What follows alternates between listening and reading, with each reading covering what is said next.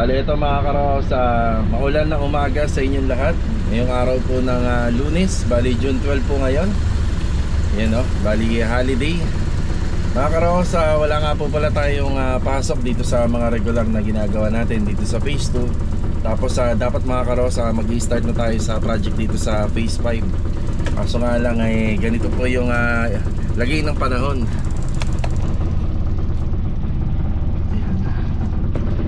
Bali mga karaos, nagpasya muna ako na hindi papasukin yung ibang mga tropa. Kasi ilan sa mga kasama natin dito sa construction, medyo malayo rito sa Lumina yung inuuwian nila.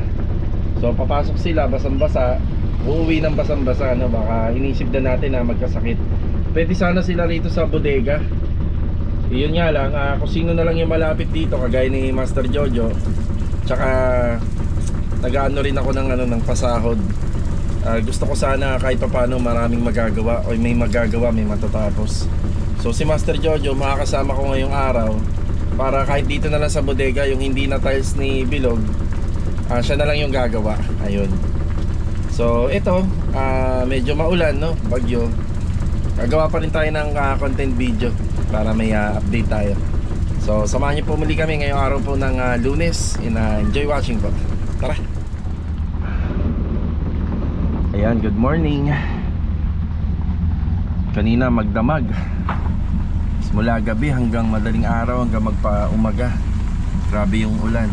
Bali, pupunta muna tayo rito sa site muna, no? Wala naman tayong trabaho ngayon. Kukuha lang kami ng mga power tools na gagamitin natin para rito sa bodega. Ayan, kamusta yung mga bahay natin pagka ganito maulan? Ayan, dyan nag-uumpisa yung tulo ng bubong, no? Doon nga pala sa bodega mga karos, may problema rin. Kailangan pa sigurong i-waterproof yung likod ng palitada na ginawa namin sa likuran ng ating bodega. So hindi siya masyadong na-applyan ng waterproofing. Nandito si Master Jojo. Ayan si Master Jojo, good morning. Good morning. Joy, circular, kunin na rin natin. Ayan o. Ito lang, sa makita. Kasi tsaka yung laser pala, kukunin na rin namin.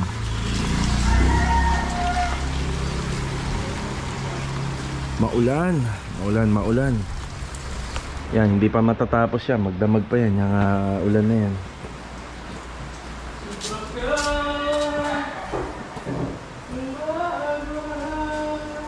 Mga nagawa rito.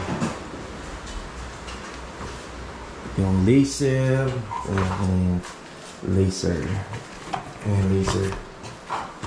circular, grinder. Ayan, yung mga dadali natin. Grinder, up yan.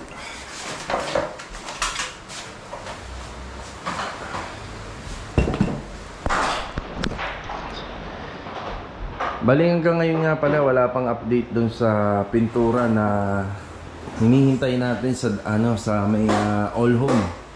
So wala pa tayong onhan nito, yung pintura sa wall at saka sa ceiling. Kung magtatagal pa, baka ika-cancel ko na yung doon, yung paghihintay. Ayan.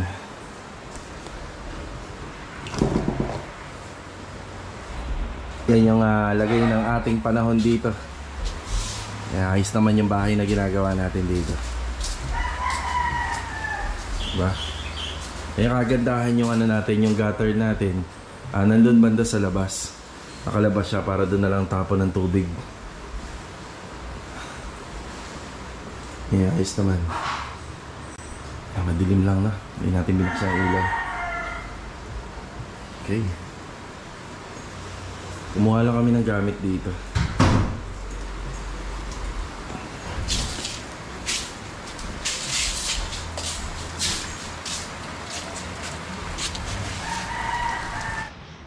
Yan, dito na huuli kami. Ayan o, gamit natin yung Makita laser. So dito makikita natin yung diferensya. Ayan o, nipis. Ayan, napakanipis dito. Pagdating doon, ayan, kapal. Sa tiles installation, hindi naman pwede na ganyang kakapal yung ilalagay natin na palaman. Pandikit, no, adhesive. So bali gagamitan muna natin siya ng plywood. Ito yung ating plywood. Ayan, 3/4. Tapos yung mga tiles, ito. Ayan, i-share ko lang ho sa inyo yung nangyari dito sa dito. Baka meron pa konting kailangan ng waterproofing doon or palitada sa likod. Yan, kakausapin ko na lang yung may-ari. Bali ito, minasok ng tubig. Ayan. Bali ano yan nung ginawa kasi namin doon sa likod, nakiusap lang tayo at medyo madali ang gawa ng wala kasi doon yung may-ari, ang naiwan doon yung mga bata, kaya medyo nagmamadali din tayo. Pero buti na lang itong bahay na to sa amin, no? Kung sa ibang bahay yan, hindi pwedeng ganyan yan, no? Madali lang naman. Ito walang problema. Doon lang nagkaroon ng problema sa bandang likod. Siguro yung plastering namin doon ay iipunan ng tubig, kaya kailangan balikan pa ng konti, tapos lalagyan ng waterproofing. Ito lang kagandahan nito, kaya bigyan ko kayo ng idea kung bakit gawa sa aluminum yung pinagawa ko. Dahil hindi talaga kami magkasundo dati nung sa likod, hindi kami magkasundo, kaya gusto ko sana kahoy, no? Kahoy kasi ibabagay ko sa mga barnis nito. Yan, isang idea din yun, no? Ngayon, dahil iniisip ko na baka balang araw baka mangyari to, at least mabasa tong aluminum, okay lang, walang problema, no? Okay lang yan na mabasa, kahit ilang beses pang mabasa yan, no? Nakababad sa tubig yan, walang kaso yan. Yan, no? Bali, kaya ganyan yung pinagawa natin. Iniisip ko baka mangyari yan, pero hindi nangangahulugan na ganyan yung nangyari. Ay hindi na natin naayusin yung likod. Ayusin natin yan. Yan, tiles installation tayo rito, pero unang gagawin yung tinatawag na tambol. Yan, magtatambol muna si Master Yoyo dyan. Laki na dyan. Kitang kita. Ayun. Sa iba. Kitang-kita sa makita. Ayan, walang kawala sa makita. Kitang-kita. Sabi nga daw ni Master Jojo, hindi mo madadaya. Ayan, laser. Wala pala tayo dala sa circular, no? Meron, Jo. Oo, meron. Kinuha natin yan, Bali, ayun, no? Hanggang ngayon naulan pa rin. Tapos nagpaalam na nga po pala tayo doon sa kliyente natin sa Phase 5 na si Ma'am Joy. Kaya maraming salamat po sa inyong pangunawa. Hindi naman po lumakas na yung ulan itong umaga patanghali. Medyo okay naman. Kaso nga lang, case to case basis kung paano tayo magpapapasok ng tao dito sa construction, lalong lalo na yung mga ginagawa nating bahay medyo open, hindi kagaya ng mga matataas na bahay kagaya ng condo, may lagi silang sisilungan. Nabanggit ko nga pala mga karos na kapag bagyo o ganito mga ulan, pwede silang pumesto rito. Kaso nga lang, case to case basis pa rin, dahil kapag pinapasok natin sila rito, kailangan medyo kompleto na yung area. So pakita ko ulit, pasilip ko ulit. So yung unang tinitingnan namin dito is yung trabaho na makakagalaw yung lahat. Ayun, sa madaling salita, ang dami pa kasi nga ayusin, no? Ang dami pa nga ayusin. Tapos yun, may problema pa kami doon. So kapag pina-repaint natin yan, mababasa lang uli. So sayang. Ganun din dito. Yan, ang dami pang aayusin. Kaya kami, kagaya nito, nagpapasok ako ng tao dito para kung sakaling maulit-uli ang mga ulan na yan at mawalan ng trabaho, pasok yung mga kasama natin, pwede na sila rito paunti-unti. So dito talaga, isang tao lang yung kaya nating papasukin dito. Pero baka magtawag pa ako ng isang tao pa. So hindi kasi kakayanin Baka isang tao pa, magtawag pa tayo. Kung sinong pwede. Kasi sabi ko, samantalahin ko na makapagpapasok kahit isang tao na ganito yung panahon. Kung uulan man, at least ng malakas, nandito na. Hindi na mababasa. Bali ito mga karos, maglilimas muna tayo. Hindi naman ganun kadami yung tubig na pumapasok dito. Pero kapag dire-diretso yung ulan, ayan, yan ang resulta. Maglilimas muna.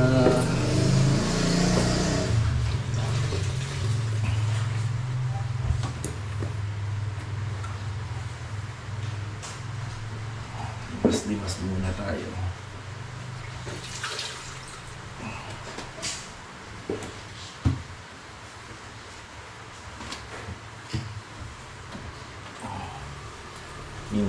Pag aluminum, pwede nyo siyang punasan ng basa. Ayan.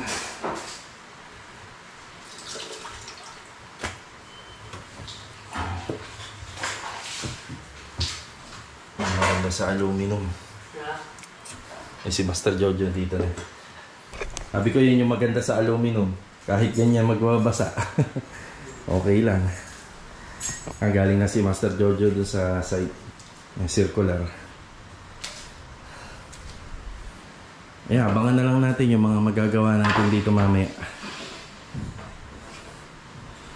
Tahimik dito. Malamig ngayon hindi mainit. Kaya ako kasi mainit dito yung mga huling video namin o kinabit po to, itong aluminum na to. Kasi dahil dito sa toilet and bathroom namin, ayan wala pa siyang kisame. Direkta yung init ng yero napasok dito kaya sobrang init. At isang bagay din yung kulob na Meron nga nakapag-comment tungkol dun daw sa may pumapasok pa rin daw na fresh air. Yan, totoo po yun. Kaso nga lang dito, critical kasi gumawa ng mga ganon. Wala pang nakakagawa ng pulidong ganon dito nun. Puro may tulo. Pero kami, kaya naman namin yun. Pero dito sa bodega hindi na ako nag-effort. Okay na kami rito. Total naman marami kaming plano rito. Sabihin ko na yung isang plano. So ito, tatanggalin po namin to, itong wall na to. Yan, babaklasin namin yan. Tapos ito, asintadahan namin yan, nakasig level dun. So, medyo bahagyang lalaki yung bintana. Tapos, kinausap ko na rin po si Sir John Ricardo tungkol dito. Or John De Leon, or JC Appliances. Kung mga gusto magpa-install ng aircon at naghahanap. Ayan. Post ko po rito yung kanya contact number and Facebook account. So yun nga, 2 horsepower na pag-usapan namin dito. Yan, 2 horsepower.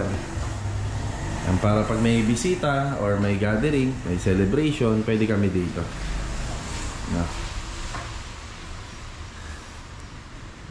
Yan, maglilimas muna tayo. Yun lang, ito lang yung area. Tapos chinek ko na yung iba, wala naman. Ayos naman. Diba? Tuyo. Saka kasi yan, naka-silicone yung gilid. Kaya hindi lulusot or tatagos. Yung tubig dito lang talaga. Ayan yung isa nating tinutukoy na kasama. Ayan, good morning. Yung about nga rin po pala sa paint, kung ganito, medyo exposed kasi yung ginagawa nating unit doon. Maaari rin kasi yung moisture ng ulan na pasok doon. Kaya hindi mo na tayo nagpapasok din ng pintor. Ayan, silang dalawa yung gagawa dito. Hindi, ito mo yung tirahan mo. Tayo na. Nasira yung yun, Jeff. Sige, gagawin ko yung pattern. Ayan yung pattern, kabisado. Ayan na. Binaklas na kasi namin yung pattern Ayan na.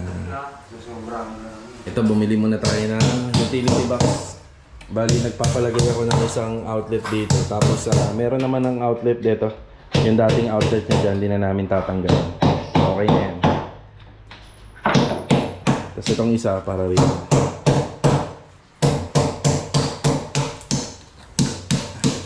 $50. Yun magbigay ulit tayo ng update. Ito, binuo na namin yung pattern para rito. Yan, ganyan lang siya kasimple. Tiles dito.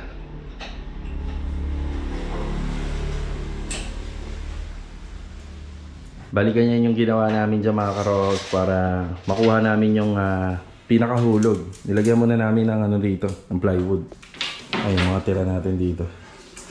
Ang plywood. Tapos, ito nga pala, nasa 120 yung sukat nito. 120 by 240. Yan, dalawang ilang tiles yan? 2, 4, 6, 8, walong tiles. Pero bandang gitna lang namin siya ilalagay. Yan dyan, bandang gitna. Tapos itong magkabilang kilid, ay hindi na namin lalagyan ng tiles yan. Pagka finish nyan, masilya na lang. Parang mangyayari may frame siya magkabilang gilid. Accent lang siya sa gitna. Tapos dito, binuo namin. Ayan. Binuo namin yung tiles dito. Ito na rin yung gagamitin namin dito sa counter. Ayan.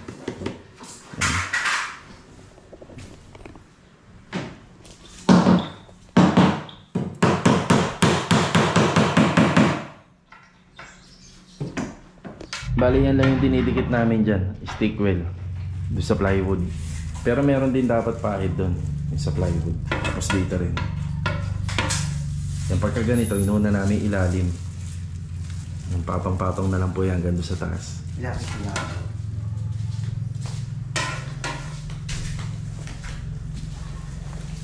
Yan, lalagyan natin ng masking tape para maguhitan ng maayos.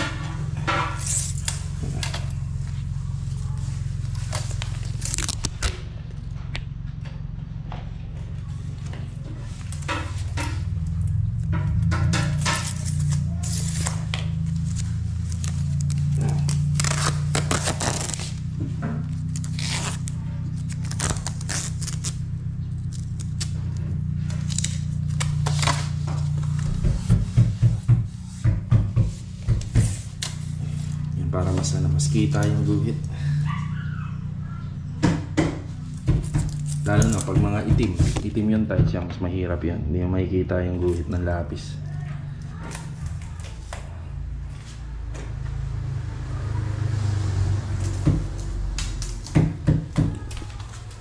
Natin yun. Pero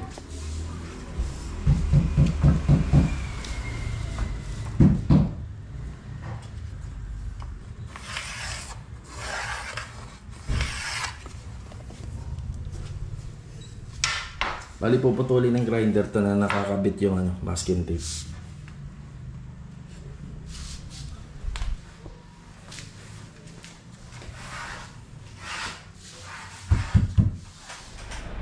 Ito mga karo, sa break time muna.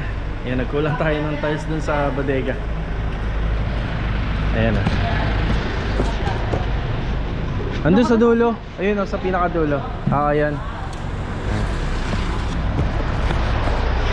Break time, kulang ng tiles, isang piraso. Ito yun yung ginamit natin doon.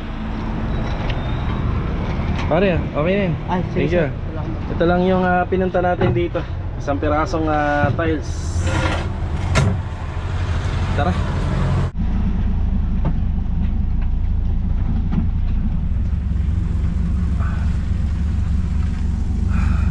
Bale ito, galing naman kami rito sa Phase 5. Meron din palang nagpagawa sa amin ng back extension dito.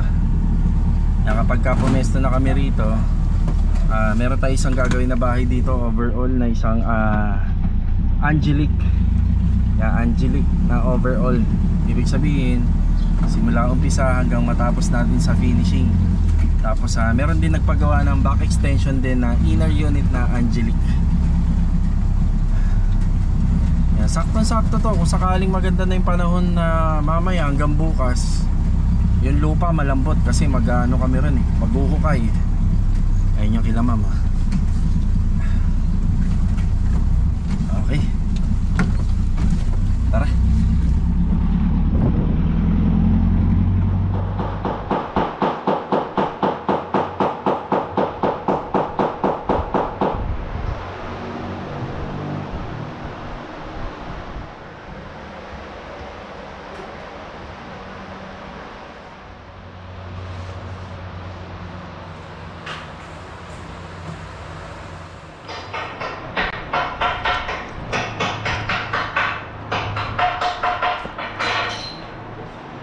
Ito pa, tapos na.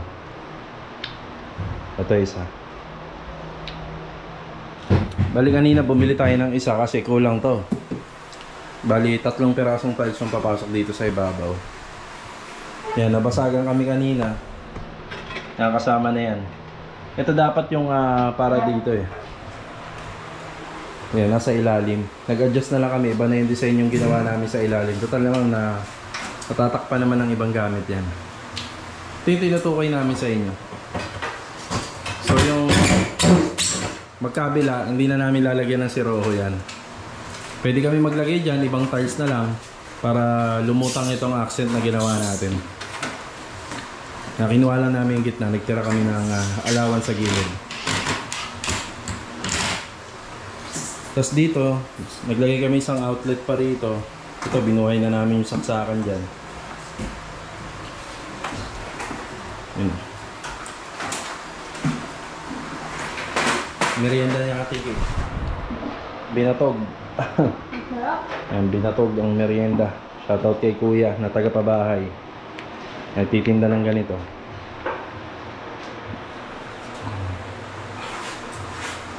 Ito naman. Ito naman yung asikasuhin namin. Ano yan? TV console yan. Masyadong malaki, no? Meron kami binili sa Shopee yung design, yung 3D wall art na ilalagay namin dito.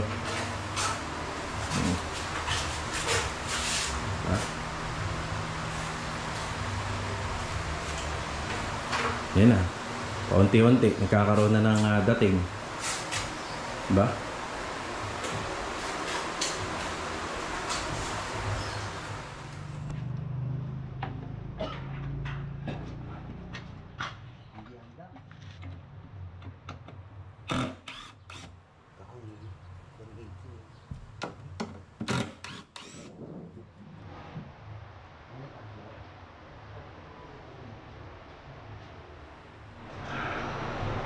Bale, ito naman yung lalagyan ng improvement, yung ating TV cabinet dito. Yan. Tapos dito, yung ating pinaka counter table. So ganun na rin po yung gagamitin na tiles. Yung ginamit dito. 60 by 60. Pero ito, puputulan namin. Tapos pagdating dito sa edge, siguro ano na, ganyan na po yan. Kagaya nung sa ginawa namin sa kitchen counter. Hindi na kami maglalagay ng tile trim. Malinis naman, bagay naman siya.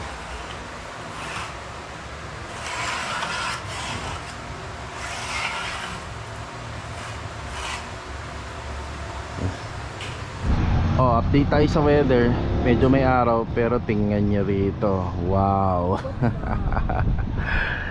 Isang malakas na ulan ang magaganap mamaya.